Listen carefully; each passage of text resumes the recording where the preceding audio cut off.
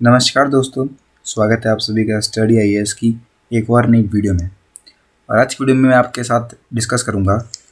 एक न्यूज़ निकल के आती है, रिपोर्ट आती है जहां ये बोला गया कि 60% जो वोटर्स हैं वो लिंक कर चुके हैं आधार को वोटर आईडी से।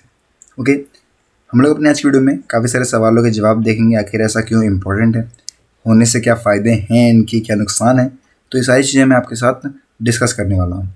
वीडियो दोस्तों एंड तक ज़रूर देखिएगा। कोई भी डाउट होता है, कोई भी कन्फ्यूजन होती है तो वो आप मुझसे पूछ सकते हैं कमेंट सेक्शन के अंदर। चलिए वीडियो को स्टार्ट करते हैं, लेकिन उससे पहले बता दूं आपको अनअकैडमी की परफॉर्मेंस पिछले 2 सालों से बहुत अच्छी चल रही है, आप लोग देख सकते हैं। इसी बात को ध्यान में रखते हुए 28 फरवरी से आप लोग के लिए आरंभ बैच चालू है। अभी जाइए, 30% ऑफ है। हमारा कोड यूज़ कीजिए जो कि है स्टडी आईएएस। ऐसे ही आप लोग के लिए यहाँ पे और भी प्लस कॉम्बो, आइकॉनिक कॉम्बो है जहाँ पे आपको 30% ऑफ मिलेगा। ऑफर वैलिड है 28 फरवरी तक। 0% की का फ़ायदा आज से उठाइए। साथ ही ईपीएफओ के रिक्रूटमेंट जो क्लासेस हैं ये आपकी चालू हो जाएंगी। कोर्स है आप लोग के लिए, यहाँ पे भी आपको 20% का ऑफ मिलता है। अभी जाके एनरोल कीजिए। टेस्ट सीरीज़ पे 20% का ऑफ है। हमारा कोड यूज़ करके आप लोग ऑफर अवेल कर पाएंगे। ओल्ड राजेंद्र नगर में दोस्तों आपको क्या अनअकैडमी एंटर जो है वो खुल चुके हैं। वहाँ पे 2024 के फाउंडेशन बैच के भी एडमिशन ओपन है। ज़्यादा इन्फॉर्मेशन के लिए यहाँ पे आप कॉन्टैक्ट कर सकते हैं।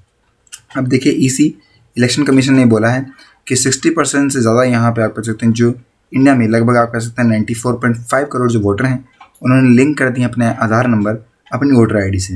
ये यहाँ पे आप कह सकते हैं डेटा आता है। अभी स्टेटस क्या है भारत में आधार लिंकिंग का, तो बताऊँ, जो त्रिपुरा है वो हाईएस्ट रेट लेके आती है आधार लिंकिंग पे, जहाँ पे 92% जो वोटर हैं उन्होंने अपने आधार डिटेल्स को अपने वोटर आईडी से लिंक कर दिया है। उसके बाद आपके लक्षद्वीप और मध्य प्रदेश आते हैं जो कि सेकंड और थर्ड नंबर पे हैं, जहाँ पे लक्षद्वीप के अंदर 91% और मध्य प्रदेश के अंदर 86% वोटर्स ने ऐसा काम किया है।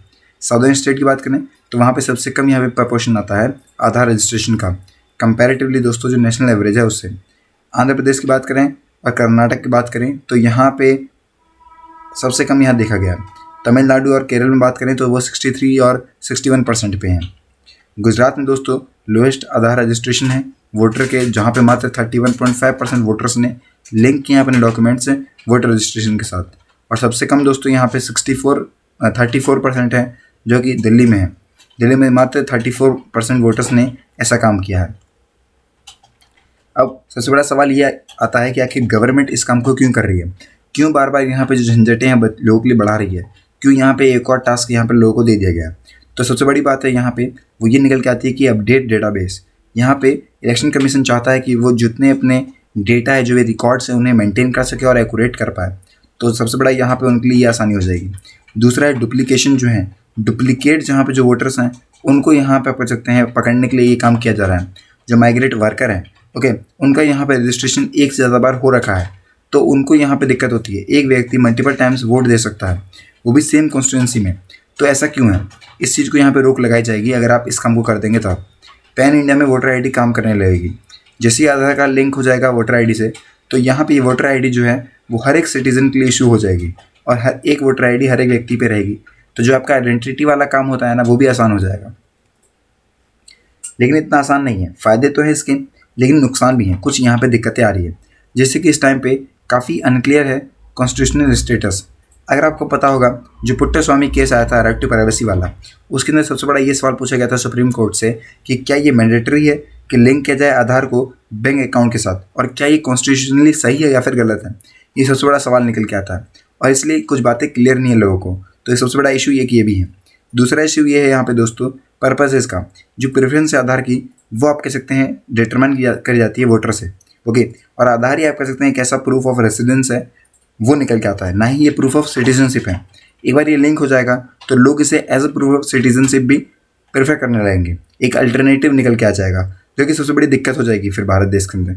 तो ये 2 बहुत बड़े इशू हमें यहाँ देखने को मिलते हैं। ओके दोस्तों, समझ में आया आपको कि आखिर क्यों यहाँ पे जो गवर्नमेंट है ये इस लिंक को प्रमोट करती है और क्यों यही चाहती है कि लोग खुद सामने से आएँ और इस चीज़ को आप कह सकते हैं भागीदारी लें, और जो काम यहाँ पे सरकार बोल रही है इस काम को करें। अदरवाइज़ मुश्किलें होंगी और आगे यहाँ पे ये चीज़ें कंपलसरी करवानी पड़ेगी। और भी यहाँ पे कई सारे काम होंगे कि लोगों के फिर काम रुकेंगे, और जब काम रुकेंगे तो ऑटोमेटिकली यहाँ पे व्यक्ति आएगा और वो अपना काम करवाएगा, लिंक करवाएगा, अदरवाइज़ उसके काम नहीं होंगे। तो ये चीज़ें हमें आगे देखने को मिल सकती है अगर एक बार गवर्नमेंट थोड़ा सा हार्ड स्टेप या फिर यहाँ पे थोड़ा स्ट्रिक्ट होती है इस काम को लेके, ओके। लेकिन अभी तक यहाँ पे यही डेटा हमारे पास निकल के आता है, ओके। आज वीडियो के लिए दोस्तों इतना ही था। मिलते हैं नेक्स्ट वीडियो में और बेस्ट टॉपिक के साथ। Till then take care and have a nice day.